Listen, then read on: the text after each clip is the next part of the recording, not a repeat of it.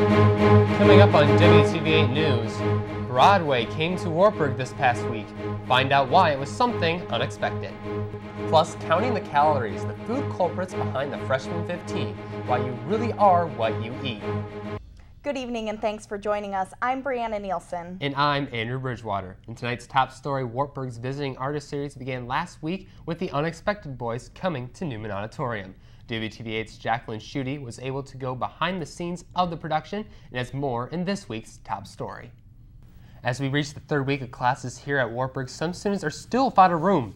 Higher than expected enrollment has forced the college to convert 4 study lounges into engrossment into rooms. Residential Life Director Wes Brooks says the college does not plan on making lounges a permanent home for these students. Brooks expects the rooms to become available due to student transfers and withdrawals.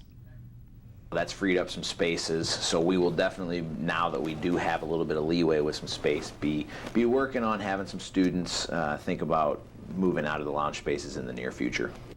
And to compensate for their situation, students living in the lounges receive $30 off the room and board per week. A Waverly policeman is lucky to be alive after an oncoming car struck his patrol car head-on.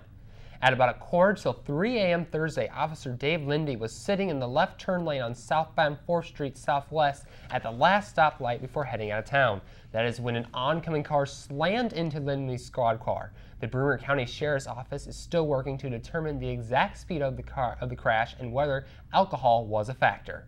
Campus security has put up no weapons permitted signs on the doors of the main buildings on campus. This change took place after a juvenile brought a realistic toy gun onto campus last month. Police were called after there were reports of a male with a gun on campus. Long story short, he meant no harm. I think he was 15 years old. He bought it in Walmart the day before. The problem was it was a real realistic looking toy BB gun. It looked like a real automatic pistol. Students are allowed to have guns on campus, however, that policy has changed slightly as well. Students may not keep a gun in their room. The guns must be registered and stored within the security office. What's changed in the policy is they can still bring them, we will secure them, but what we want them to do is park in the parking lot and then we'll go out and escort them in so that somebody seeing somebody walking in with a gun doesn't freak out. Myers said so far no students have registered guns for this school year.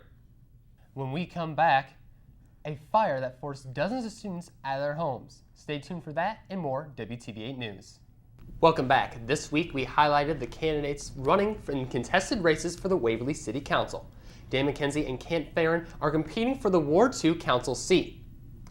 Dan McKenzie served on the Waverly Fire Department as a volunteer firefighter for 25 years and was the fire chief of the Waverly Fire Department for 3 years. McKenzie believes that his experience with the fire department and other roles within the community gives him the experience needed for city council. And I've had the opportunity to work with the council before, so I feel it should be a fairly easy step for me to get on the other side of the oval table, I guess.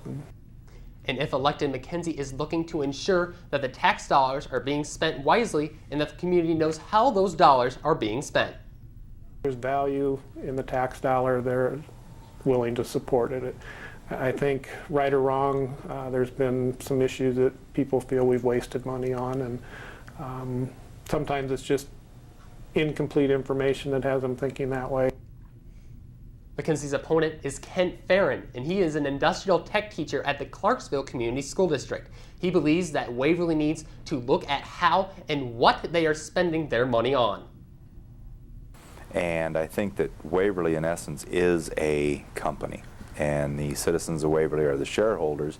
And I think that when we come up with projects, we need to start making sure that we are justifying those projects. Farron also wants to make sure that the downtown area is a priority for the city and that the city is focusing on making the downtown area a place that people want to set up their business. But I think we need to make sure that those places that come in want to be there, feel comfortable being there, knowing that there's going to be foot traffic down there, that people are going to come in and see what they've got. Using a comic strip to fight plagiarism on campus. That's exactly what Wartburg's Writing, Reading, and Speaking Lab commissioned one student to do.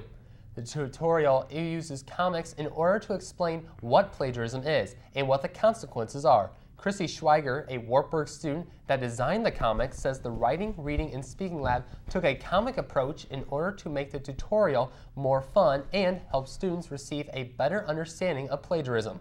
Schweiger says there are features about the comic strip that students can look forward to on the site.